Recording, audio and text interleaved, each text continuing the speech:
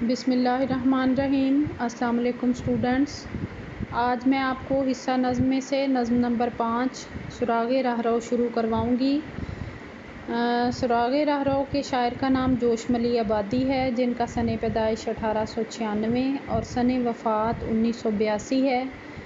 ان کا پورا نام شبیر حسن خان تھا اور جوش تخلص کرتے تھے کیونکہ وہ ملی آباد میں پیدا ہوئے تو اسی نسبت سے جوش ملی آبادی کہلائے۔ انہوں نے سینئر کیمبرج تک تعلیم حاصل کی۔ حیدرآباد دکن کے دارالترجمہ سے 13 سال تک وابستہ رہے۔ اس کے بعد انہوں نے دلی سے ادبی رسالہ کلیم جاری کیا اور ایک سرکاری پرچے آج کل کی ادارت بھی کی۔ اس کے علاوہ انہوں نے فلموں کے لیے گیت بھی لکھے اور تقریباً وہ سن 1956 میں پاکستان آئے۔ سیکنڈ ایئر جوش ملی آبادی اردو کے ممتاز ترین شعراء میں شمار ہوتے ہیں۔ انہوں نے نظم میں نام پیدا کیا۔ زیادہ تر کلام انقلابی ہونے کی وجہ سے انہیں شاعر انقلاب کہا جاتا ہے۔ ترقی پسند تحریک سے وابستہ تھے۔ انہوں نے اپنی شاعری کا آغاز جو ہے وہ غزل سے کیا تھا، مگر جلد ہی نظم میں نئے امکانات کی تلاش میں نکل پڑے اور غزل کے شدید مخالفین میں شامل ہو گئے۔ انہوں نے موضوعاتی نظموں کے ساتھ ساتھ اردو مرثیے اور رباعیاں بھی لکھی ہیں۔ ان کی شاعری کے مجموعے روح ادب، شعلہ و شبنم، سموم و صبا، سرود و خروش، نقش و نگار، جذبات فطرت اور شاعر کی راتیں ہیں۔ اس کے علاوہ انہوں نے یادوں کی بارات کے نام سے اپنی آپ بیتی بھی لکھی اور آپ کے نصاب میں جو نظم شامل ہے وہ سرود و خروش سے لی گئی ہے، جو کہ ان کی انقلابی شاعری سے ہٹ کر ہے۔ بظاہر آسان لفظوں میں انہوں نے بڑے مقاصد کی نشاندہی کی ہے۔ تو دیکھیں اس کا یہ پہلا شعر: جہاں زمیں پر رگڑ کا نشاں علیحدہ ہے، دلیل اس کی ہے سانپ اس طرف سے گزرا ہے۔ تو سب سے پہلے میں اس کی نظم کا جو عنوان ہے سراغ رہرو، اس کی میں وضاحت کر دیتی ہوں۔ سراغ کا مطلب ہے نشان یا کھوج۔ رہرو کو کہتے ہیں راستہ چلنے والا یا مسافر۔ تو اس کا کیا مطلب ہوگا؟ مسافر کا کھوج یا نشان۔ آگے یہ پہلے مصرعے میں لفظ ہے علیحدہ، اس کا مطلب ہے ظاہر ہونا۔ اس شعر کا مفہوم یہ ہے کہ جہاں کہیں زمین پر رگڑ کا نشان ظاہر ہو، یہ اس بات کی علامت ہے کہ سانپ اس طرف سے گزرا ہے۔ دراصل اس نظم میں شاعر ان نشانیوں اور علامتوں کی بات کر رہے ہیں جو کسی واقعے کے ظہور پذیر ہونے کی واضح دلیل ہوا کرتی ہیں، یعنی ہم اس دلیل اور علامت کو دیکھ کر اس واقعے کے عمل پذیر ہونے پر واضح یقین کر لیتے ہیں۔ بظاہر اس میں بیان کیا ہے شاعر نے کہ زمین پر جو سانپ ہے وہ ایک خاص انداز میں بل کھاتا ہوا چلتا ہے اور وہ جس راہ سے گزرتا ہے وہاں پر ایک لکیر جو ہے وہ بطور نشان چھوڑ جاتا ہے، جسے دیکھتے ہی یقین ہو جاتا ہے کہ یہاں سے کوئی سانپ گزرا ہے۔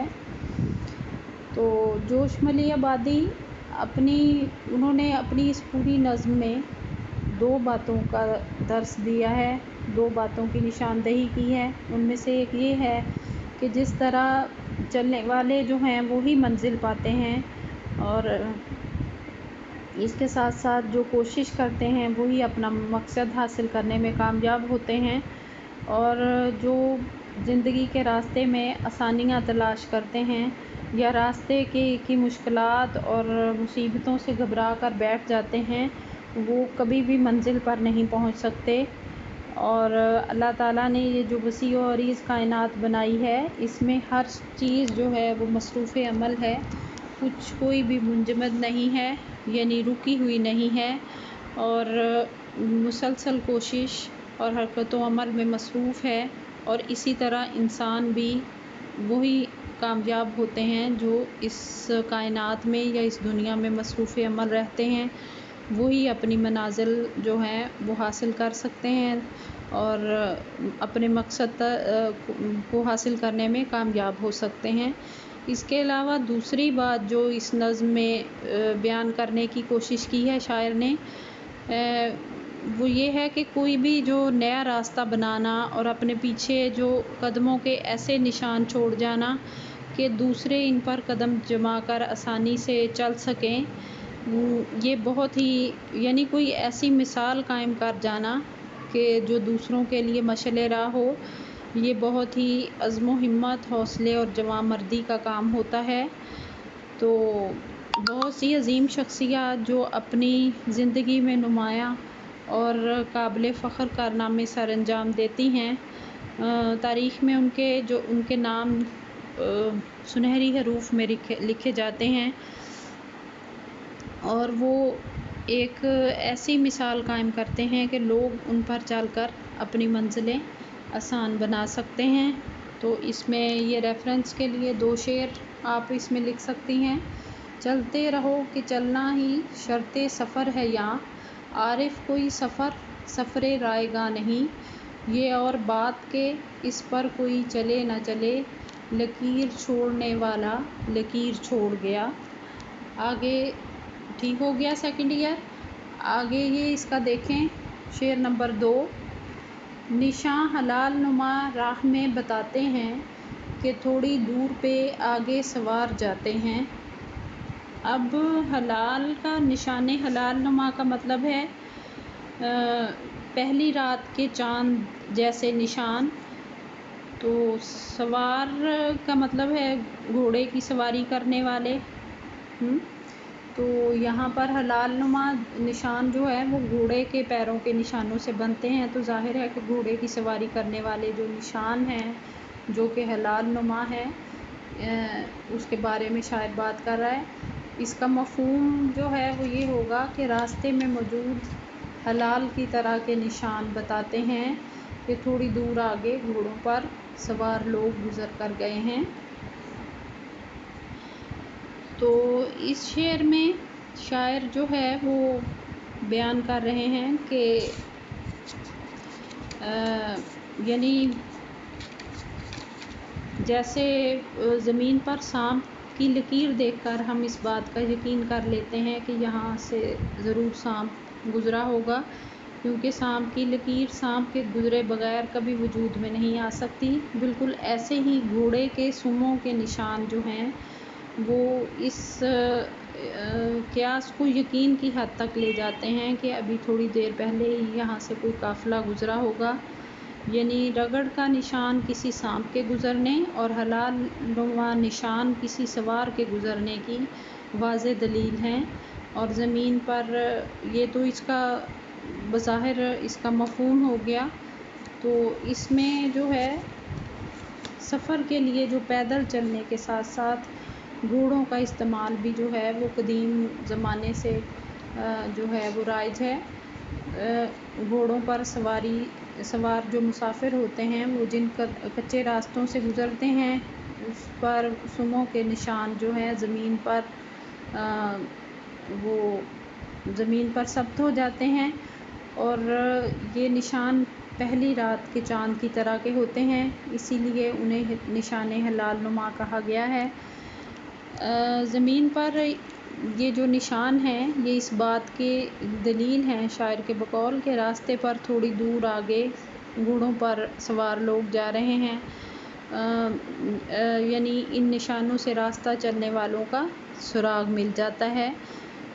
جوش ملی آبادی نے پچھلے شعر کی طرح اس شعر میں بھی ان 2 باتوں کی نشاندہی کی ہے کہ جس طرح چلنے والے ہی منزل پاتے ہیں، اسی طرح کوشش کرنے والے ہی اپنا مقصد حاصل کرنے میں کامیاب ہوتے ہیں، اور آسانیاں تلاش کرنے والے اور راستے کی مشکلات اور مصائب سے گھبرا کر بیٹھ جانے والے کبھی بھی منزل پر نہیں پہنچ سکتے۔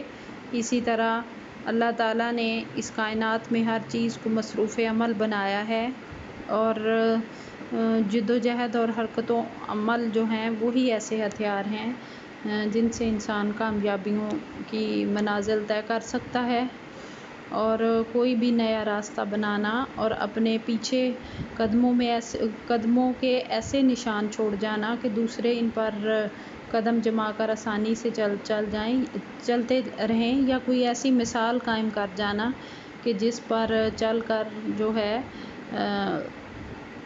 آنے والی نسلیں یا بعد میں آنے والے لوگ اس پر چل کر اپنی منزلیں آسانی سے طے کر سکیں۔ تو یہ کام جو ہے وہ کوئی ہی کر سکتا ہے۔ آگے اس میں ریفرنس کے لیے اشعار دیکھیں۔ چلنے والے نکل گئے ہیں، جو ٹھہرے ذرا وہ کچل گئے ہیں، تھکیں جو پاؤں تو چل سر کے بل نہ ٹھہر آتش، گلِ مراد ہے منزل میں خار راہ میں ہے۔ تو یہ اس میں آپ ریفرنس کے لیے لکھ سکتی ہیں۔ تو ٹھیک ہے سیکنڈ ایئر، ان اشعار کی تشریح آپ ریوائز کریں اور حوالہ جات اچھی طرح سے یاد کریں۔ کل انشاءاللہ اسی کے اگلے اشعار کی تشریح کریں گے۔ اللہ حافظ۔